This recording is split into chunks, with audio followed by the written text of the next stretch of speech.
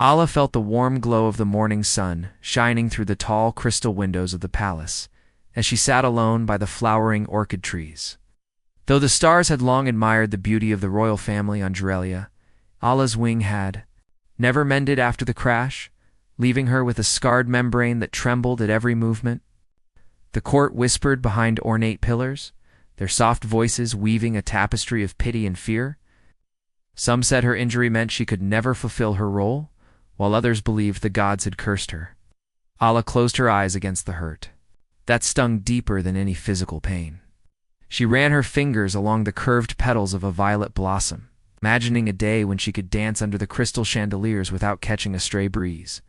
Her heart quivered at the thought of palace balls or the gentle touch of a suitor's hand, but the silence in the corridors told her there would be no suitors.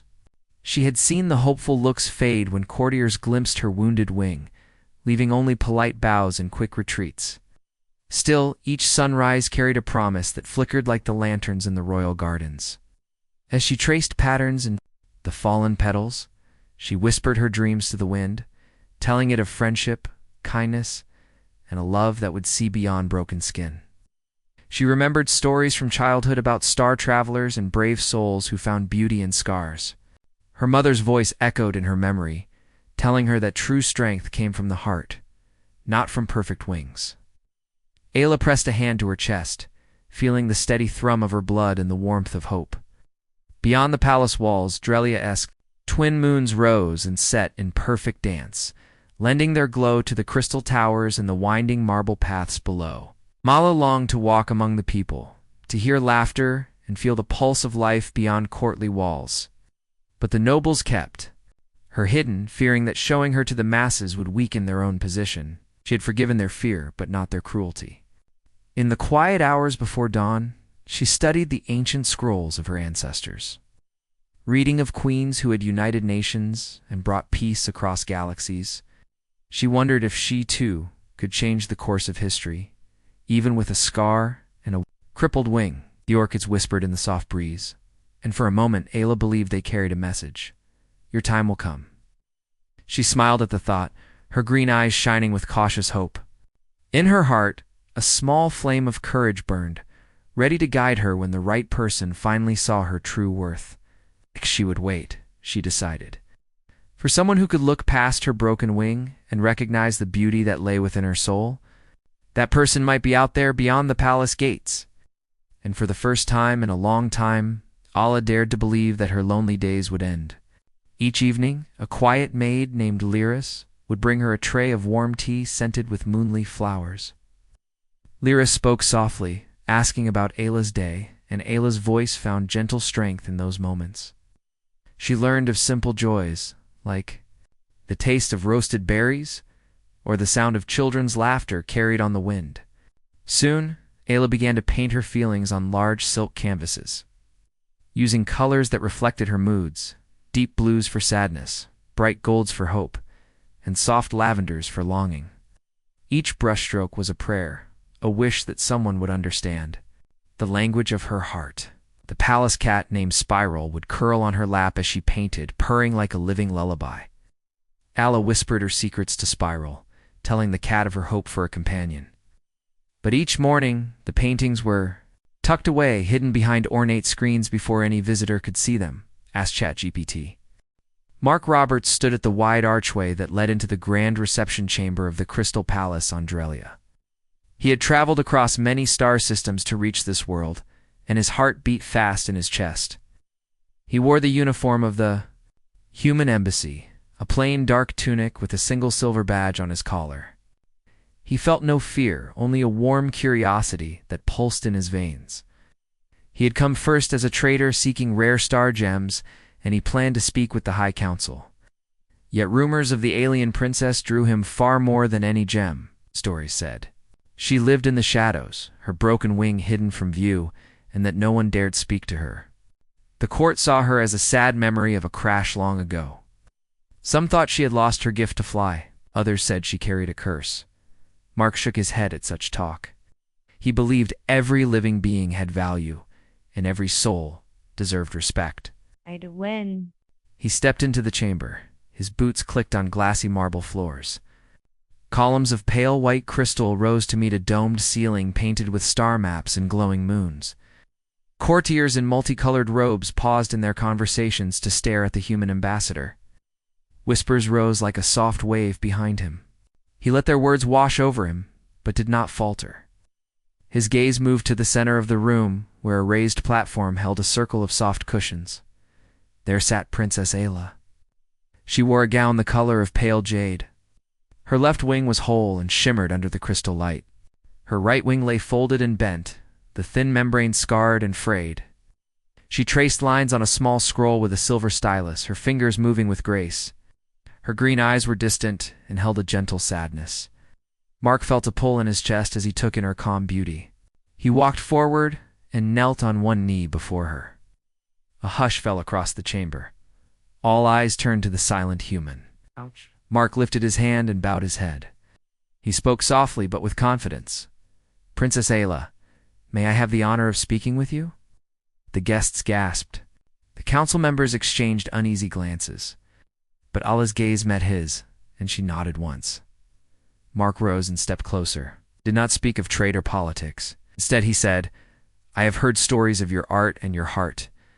I wish to know who you are beyond these walls." Surprise flickered in Ayla's eyes.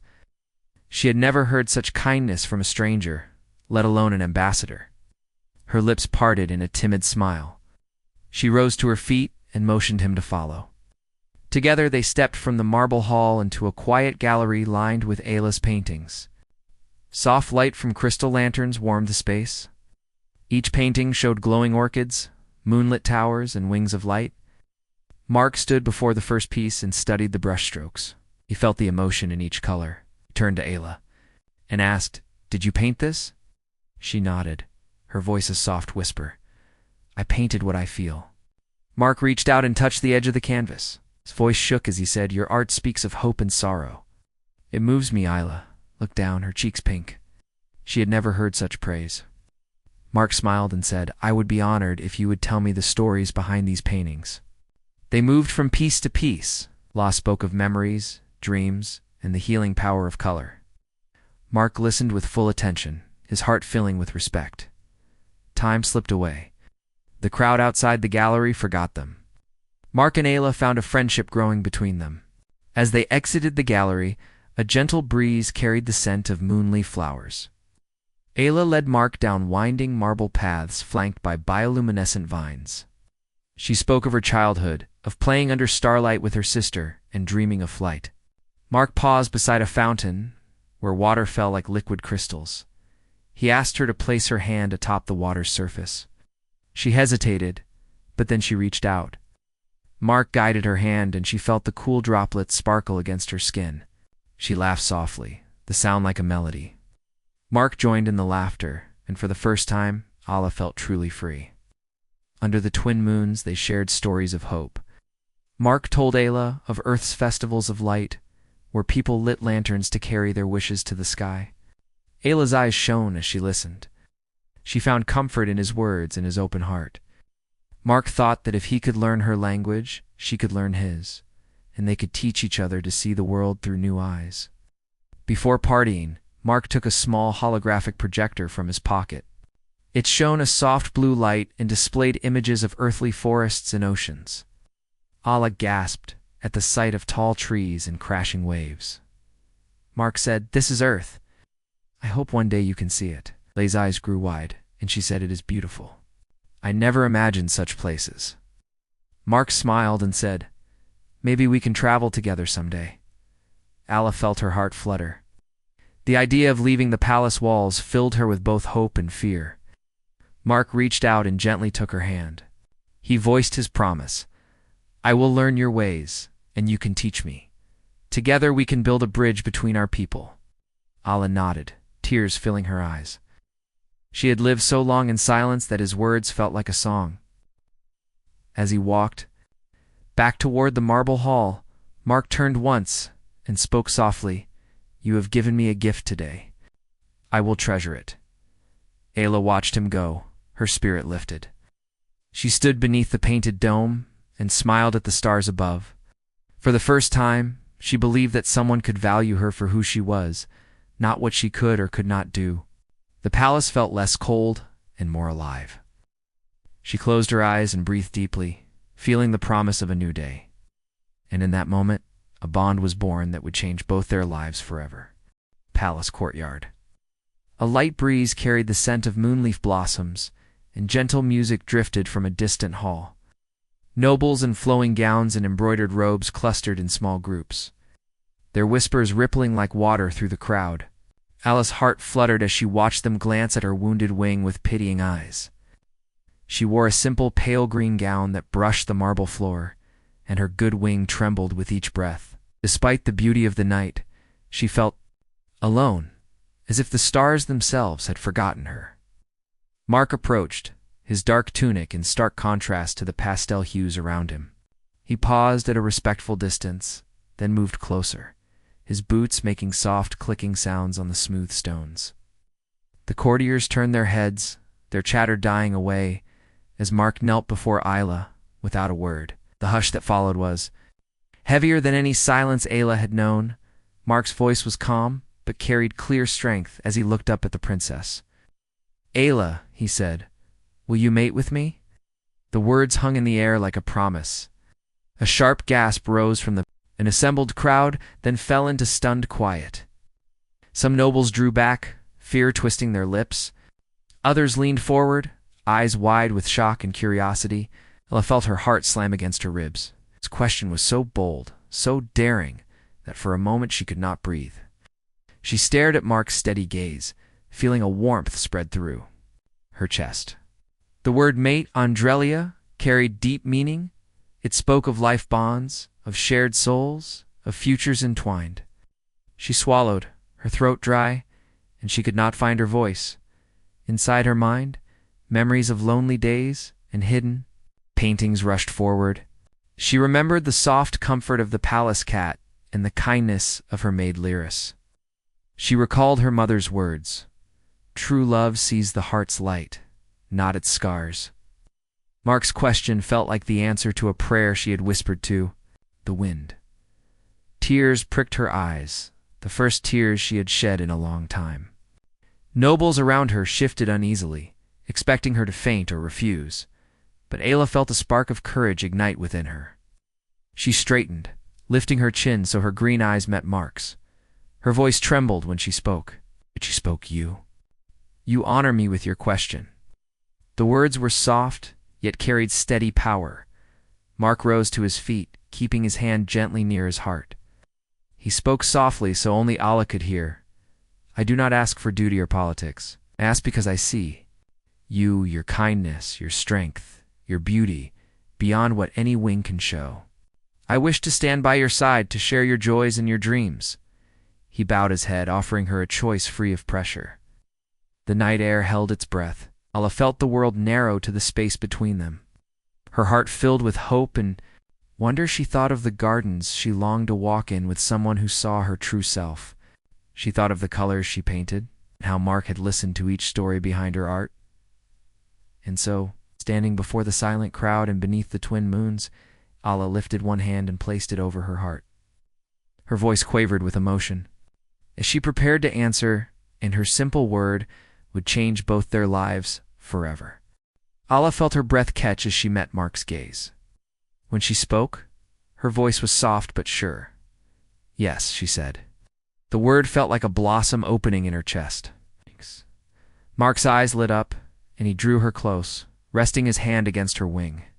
The crowd held their breath. Isla's heart felt both fear and joy thunderous within her chest. The twin moons glowed above, and in their light new hope began to bloom. Mark smiled with relief and pride. His heart swelled as he guided Ayla to a small dais draped in moonleaf vines. Some nobles watched with surprised eyes. A few frowned, but most gazed in silence, their whispers hushed. For Ayla, each look was a step toward hope. When Mark slipped a ring of stardust crystal onto her finger, she gasped with delight. The simple band sparkled like a sky full of stars. In that moment she felt seen, cherished, and ready for whatever lay ahead. In the days that followed, Mark and Ayla spent long hours in quiet conversation. Mark asked Ayla to teach him Drellian. They sat on silk cushions in the art gallery, framed by glowing murals. Ayla traced letters in the air, and Mark repeated them with clumsy humor. They laughed when syllables tangled and rolled the wrong way. Ayla's laughter rang like crystal bells, and Mark's joy matched hers. Each new word built a bridge between their worlds and their hearts.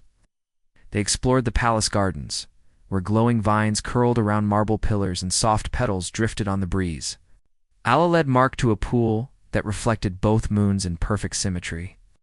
She spoke of childhood games beneath starlight and dreams she once chased above cloud tops. Mark described Earth's green forests and blue oceans, his voice full of wonder and longing. He tucked a moonleaf blossom behind Ayla's ear, and when she slipped her hand into his, warmth sparked between them, like stars connecting across space. One evening, Ayla showed Mark her secret paintings in a hidden chamber behind a stained glass wall. The room was hushed, lit only by a crystal fountain's glow. Mark admired canvases filled with glowing orchids and fractured wings mended by light. He ran his fingers along silk threads, drawing out each color's emotion. Ayla watched him with shy pride as he praised her art and spoke of its beauty. In that safe space, she let someone truly see her soul. Mark offered a small holoprojector that glowed soft blue, painted Earth's seas, mountains, and skies across the walls. Ayla's eyes widened with wonder, tears glinting in lantern light. She dreamed aloud of feeling wind beneath her wings on Earth's shores. Mark took her hand and pressed the device to her palm. "We will go," he promised. "You will see my home." Hope bloomed warmer in Ayla's heart as their friendship deepened.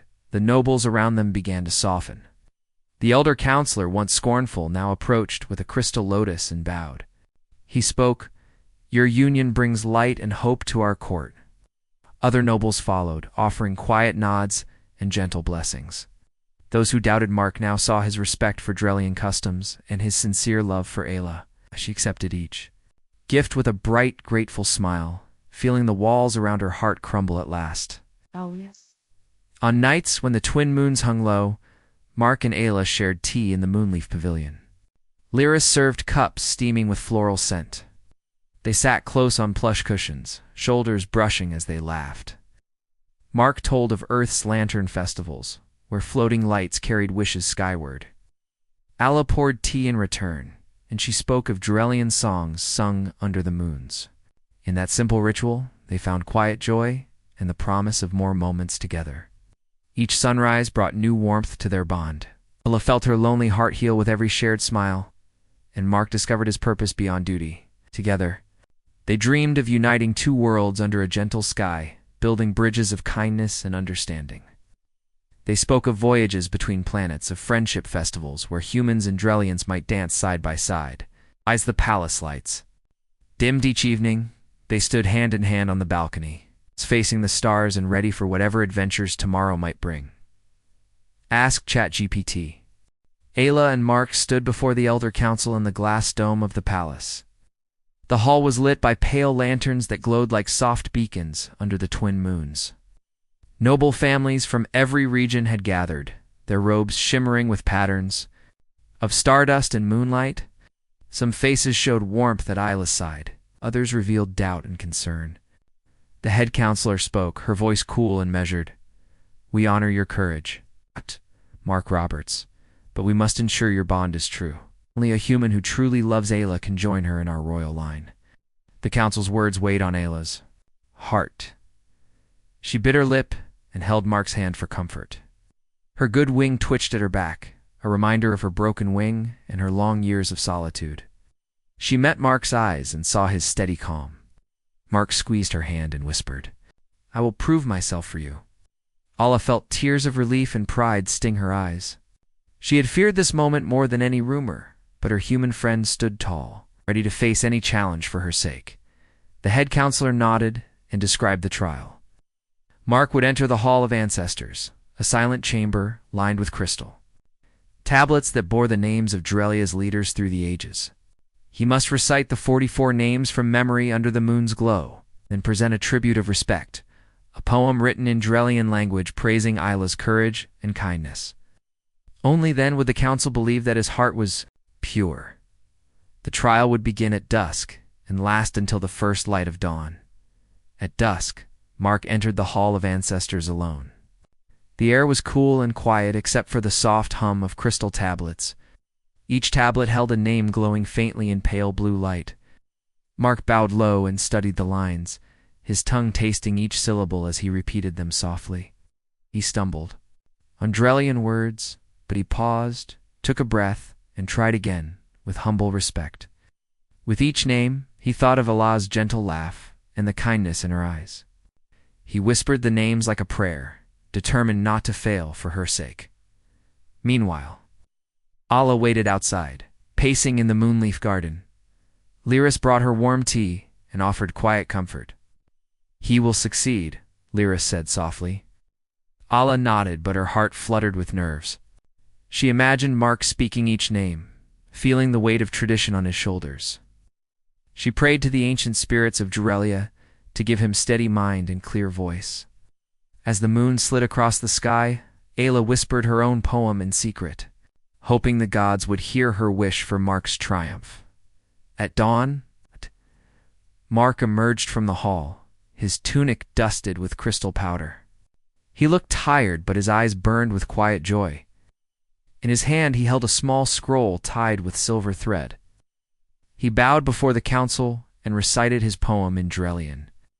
His words spoke of Ayla's bright spirit, her healing touch, and the bridges they would build between their worlds.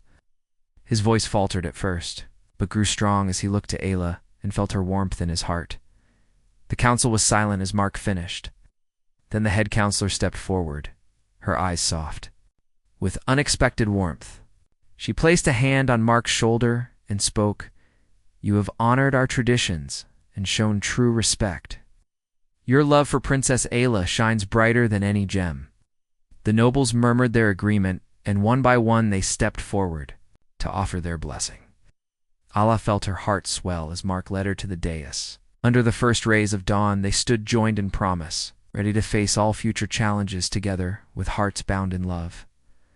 After the blessing, Mark and Ayla walked through the palace garden, hand in hand. Pale light from early dawn painted the crystal flowers in gentle pink. Glowing orbs drifted in the air, as if celebrating their union. Mark pressed a gentle kiss to Ayla's forehead, and she smiled through happy tears. The warm breeze carried their laughter across marble paths, and for the first time the palace felt like home. They spoke of their next journey. Mark would learn more of Drellian art, and Ayla would learn of earth songs. Around them hope bloomed like moonleaf petals. On the third morning after the council's blessing, Mark and Ayla made their way beyond the palace gates into the glowing canyon. Dawn light painted the sky in pale pink and gold. The path wound between tall walls of crystal that shimmered with soft blue and violet light. Beneath their feet, a narrow stone bridge spanned a deep chasm. La's heart pounded as she gazed down at the dark emptiness below. Her broken wing trembled with each breeze that came from far below. Ice. Mark walked beside her, his hand ready to support her. Each step echoed on the stone, the sound ringing like a promise. They paused at the start of the trial. A carved arch marked their task with simple words, "Only joined hearts may light the flame."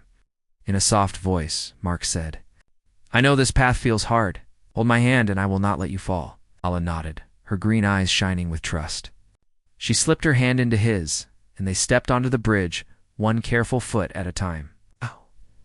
The wind whispered past them, and Ayla felt a cold fear fill her chest. Mark held her hand tightly and moved with steady care, guiding her so she could find sure footing. As they crossed, he pointed to the crystal walls and said, "Look at the light. Remember our promise." Ayla pressed her free hand to her heart and looked at the crystals, soft and glowing like distant stars. Her fear eased, and she found strength in Mark's calm voice. They reached the heart of the canyon, where a round platform stood around a tall crystal pillar. Carved into its base were the ancient symbols of their peoples joined.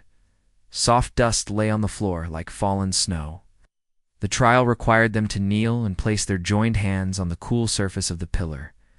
Together they knelt and pressed, their palms against the smooth crystal.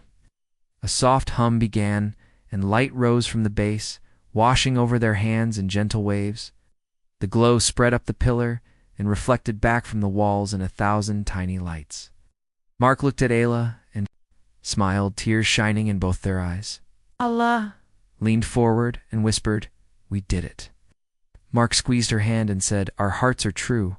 The pillar glowed brighter, as if the crystals themselves celebrated their bond. Outside the canyon, the nobles watched from the edge. They saw the light and gasped. The head counselor, holding a staff of crystal flowers, stepped forward and raised her hand in blessing. The light faded slowly, but its warmth remained. Mark and Ayla rose and faced the waiting crowd.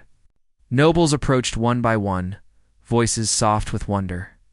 They knelt and placed moonleaf blossoms at Ayla's feet and offered silent bows to Mark. One aged noble said, "We welcome you, Mark Roberts, as one of us." The others echoed, "Welcome." Ayla felt a joy so bright it filled her whole chest with warmth. As they walked back through winding paths of glowing vines, they spoke of the journeys ahead. Ayla imagined seeing Earth's oceans, and Mark promised to show her forests and rivers. They shared laughter and gentle tears under the light of twin moons. At a clear pool they paused, and Mark dipped his hand in the water, drawing silver ripples around Ayla's wing. She felt peace fill her heart. She looked at Mark and whispered, "Together, we can build our own world." He kissed her forehead and said, "I cannot wait."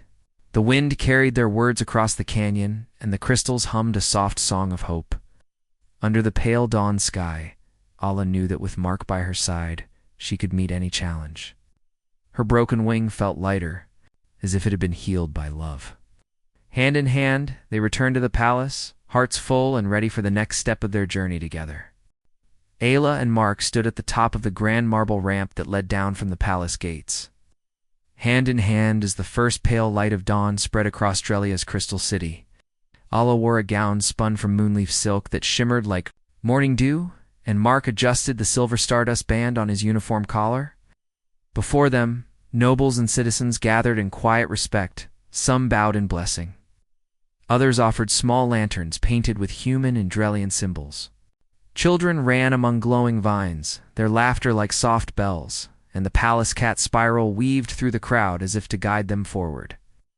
Allah's broken wing trembled with both nerves and excitement, but Mark's steady presence by her, Sai gave her courage. He squeezed her hand gently and whispered, "Today our journey truly begins." She nodded, tears brightening her green eyes, and raised her gaze to the twin moons still lingering low in the sky. A hush fell as the elder counselor stepped forward, her staff of crystal lotus shining in the rising sun. She spoke words of blessing. In clear tone, recounting the trials Mark had faced to prove his love and the strength Ayla had shown in choosing her path.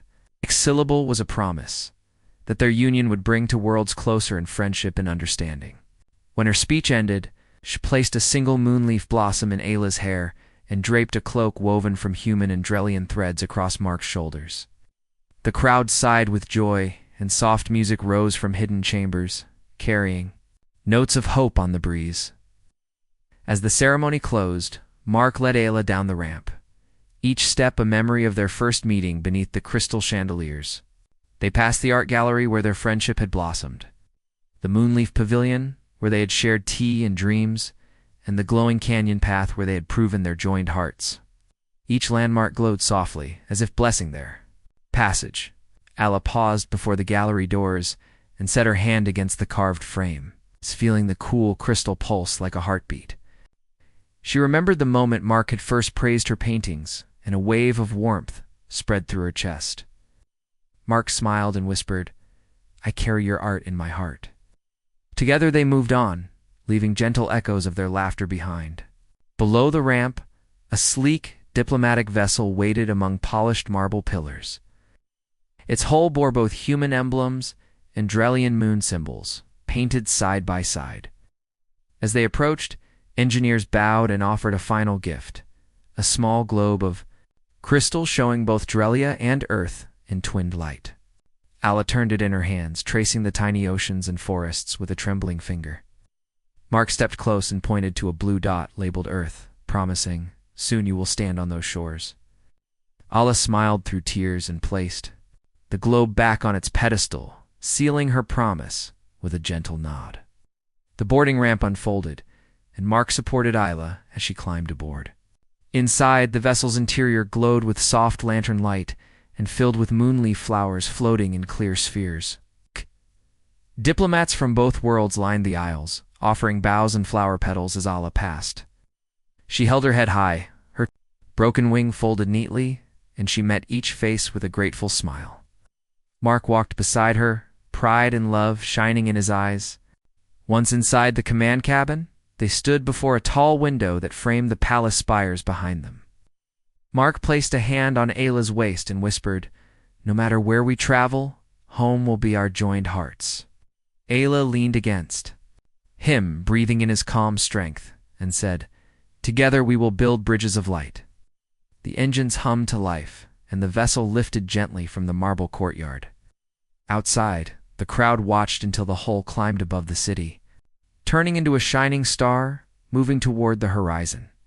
As Drelia's twin moons dipped behind distant towers, Mark and Ayla held each other close. They watched the palace fade beneath them and felt the thrill of a new world ahead. Alla pressed her head against Mark's shoulder, imagining Earth's green forests and silver oceans. Mark brushed a strand of hair from her face and said, "I will show you every wonder of my home."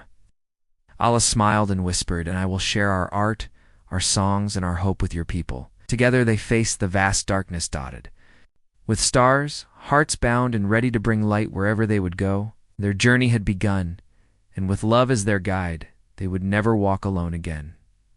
Ask ChatGPT.